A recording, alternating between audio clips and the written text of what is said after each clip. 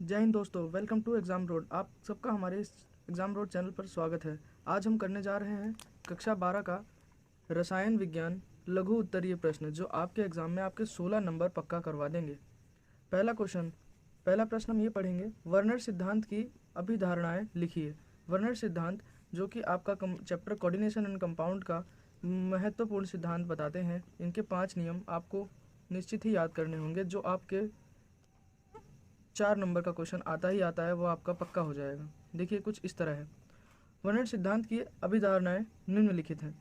उप संयोजन यौगिकों में केंद्रीय धातु यानी कि सेंट्रल एटम, परमाणु या आयन दो प्रकार की संयोजकताएं प्रदर्शित करता है। प्राथमिक संयोजकता और द्वितीय संयोजकता यानी कि primary compound and secondary coordination compound.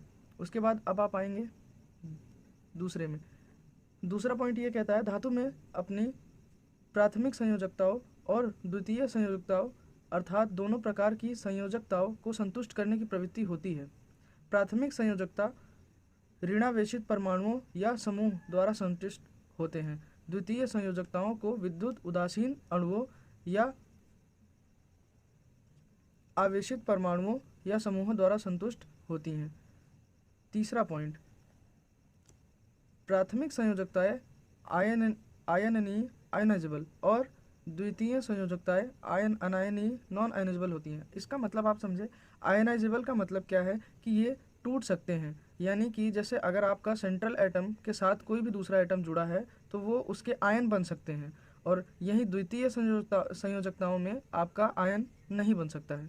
तो तीसरा पॉइंट यहीं समाप्त होता है। उसके बाद हम आते हैं दोस्तों चौथे पॉइंट पे, जो कि आपका है, धातु द्वारा प्रदर्शित द्वितीय संयोजकताओं की संख्या साधारणतः एक निश्चित संख्या होती है, जिसको हम क्या कहते हैं, किसी धातु द्वारा प्रदर्शित द्वितीय संयोजकताओं की संख्या उसकी उपसहन संयोजन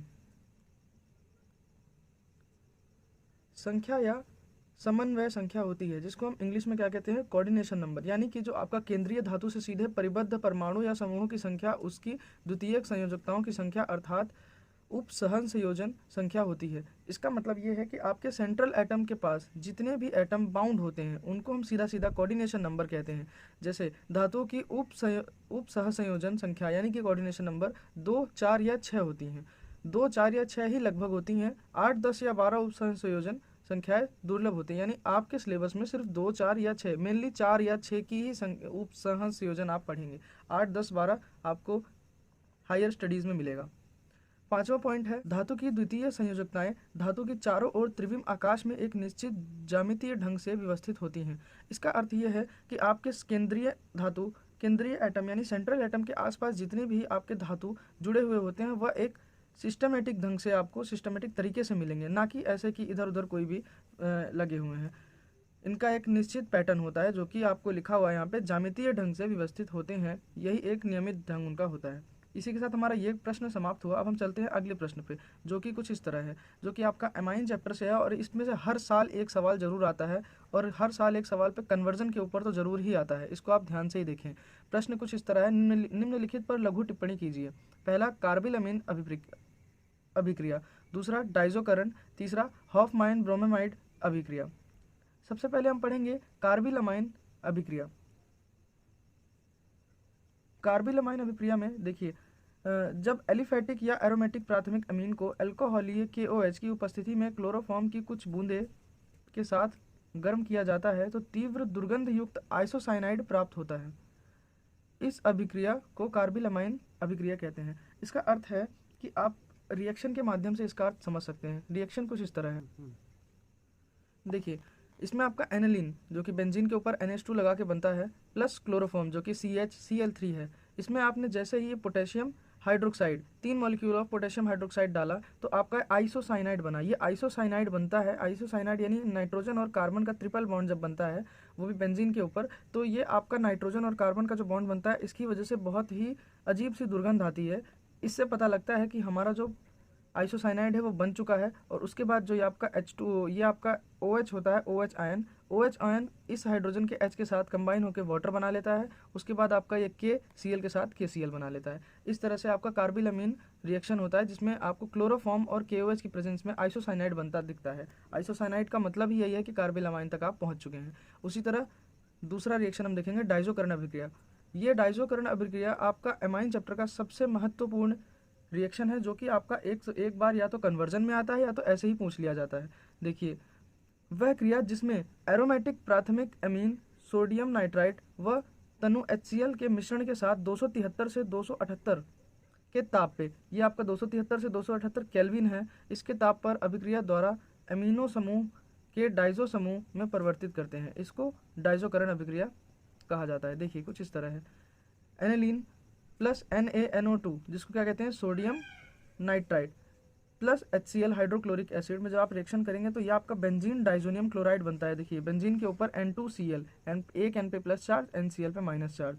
उसके बाद ये आपका NaNO2 से ये आपका HCl NaCl बनता है और 2 मॉलिक्यूल ऑफ वाटर बनता है। अब यहीं से आपका आगे कन्वर्जन होता है, जो कि इतना कन्वर्जन आप याद रखेंगे। और इसका ये भी होता है कि ये सिर्फ ध्यान दीजिएगा कि सिर्फ एरोमेटिक प्राथमिक अमीन में होता है, एरोमेटिक प्राथमिक अमीन। तो आप एलिफेटिक में इसको नहीं कर सकते, क्योंकि जैसे ही आप एलिफेटिक में करेंगे आपको बेंजीन डाइजोनियम क्लोराइड ना देके आपको अल्कोहल दे देगा। तो ये चीज़ आपको याद रखनी पड़ेगी और यही आता है लघुत्तरीय क्वेश्चन का मेन पार्ट, यहीं से आपका कन्वर्जन चालू होता है। तो अगला क्वेश्चन हम ये करते हैं, हॉफमाइन ब्रोमाइड अभिक्रिया। ये भी एक महत्वपूर्ण क्रिया है, इसको हम 3 पार्ट्स में पढ़ने वाले हैं। तो इसका पहले डेफिनेशन देख लेते हैं। कुछ इस तरह है कि वह अभिक्रिया जिसमें एलिफेटिक या एरोमेटिक, ध्यान दीजिएगा, एलिफेटिक या एरोमेटिक एसिड एमाइड द्रव्य ब्रोमीन के साथ कॉस्टिक पोटेश के जलीय विलयन की उपस्थिति में अभिक्रिया करके प्राथमिक अमीन बनाते हैं। कौन सा अमीन बनेगा दोस्तों? प्राथमिक अमीन बनता है, वह हाफमैन ब्रोमाइड अभिक्रिया कहलाती है। इसमें आपका जो एसिटामाइड, प्रोपाइलमाइड तथा बेंजोमाइड जो होता है उसको हम मेथिलामीन या फिर एथाइलामीन एवं एनिलीन में परिवर्तित कर सकते हैं। देखिए हॉफमैन ब्रोमाइड रिएक्शन की यानी हॉफमाइड ब्रोमाइड अभिक्रिया का एक हम उदाहरण लेके देखते हैं, जिसमें हमने क्या लिया हुआ है। देखिए CH3CONH2 जिसको हम क्या कहते हैं, मिथाइल अमाइड। देखिए मिथाइल अमाइड जब हम कहते हैं तो मिथाइल अमाइड को हमने एक अमाइड लिया, इसको ब्रोमीन की प्रेजेंस में और आपका KOH की प्रेजेंस में सबसे पहले ये जो ब्रोमीन रिएक्ट होगा ये आपका ये H2 से ब्रोमीन रिएक्ट होकर HBr बना देगा, एक HBr बना देगा और बाकी ऐसे का ऐसा ही यहाँ पे आपका NOH के साथ लग जाएगा। ये आपका पहला पार्ट होता है। दूसरे पार्ट में जो आपका ये प्रोडक्ट बनता है, ये वाला प्रोडक्ट जो बनता है उसी को यूज़ करते हैं हम इस रिएक्शन में और सीधा KOH यानी कॉस्टिक आपका पोटेश जो था यहाँ पे इसको हम इस्तेमाल करेंगे। तो ये देखिए CH3CO और N तो यहाँ पे निकल जाएगा। उसके बाद बाकी जो बचेगा हमारा एक H और ये OH H2O बना लेगा और ये K और KBr बना लेगा। तो ये आपका दूसरा प्रोडक्ट था। उसके बाद ये जो दूसरे रिएक्शन में ये प्रोडक्ट जो आपका बना है यही मेन प्रोडक्ट है। इसको हम फिर से कॉस्टिक पोटेशियम में पोटेशियम हाइड्रोक्साइड के साथ रिएक्ट कराएंगे और देखिए किस प्रकार ये CH3 आपका ये N और ये देखिए 2 मॉलिक्यूल्स ऑफ H है तो 2 मॉलिक्यूल ऑफ H इसके साथ जुड़ जाएगा। उसके बाद ये देखिए 2 K है तो K2, एक CO, 2 ऑक्सीजन यहाँ पे, एक ऑक्सीजन यहाँ पे तो K2CO3 आपका यहाँ पे कन्वर्ट हो जाएगा। इस तरह क्या बनेगा आपका, देखिए आपका बनेगा जिसका आपने पोटेशियम यहाँ पे KOH की जगह आप NaOH भी ले सकते थे, NaOH लेंगे तो यहाँ पे N2CO3 बनेगा, Na2CO3 यानी सोडियम कार्बोनेट बनेगा। तो उसी प्रकार अब एक चीज़ और ध्यान देनी है हॉफमैन ब्रोमाइड रिएक्शन में कि जितना आपने क्या लिया था, आपका रिजल्टेंट ये था, रिएक्टेंट ये था आपका, इसमें कितने कार्बन है, 1 2 कार्बन है और आपका जो प्रोडक्ट बन के आया है तीसरे स्टेप में उसमें केवल 1 कार्बन है। तो इसका अर्थ क्या होता है कि आपका हॉफमैन ब्रोमाइड रिएक्शन की यही पहचान है कि रिएक्टेंट से 1 कार्बन कम अगर प्रोडक्ट में होता है तो उसी को क्या कहते हैं। और उसमें आपका देखिए अब इसमें एमाइड था, एमाइड को हमने रिमूव कर दिया, एमाइड की जगह हमने क्या कार्बोनेट बना दिया, तो यही आपका हॉफमैन ब्रोमाइड रिएक्शन था।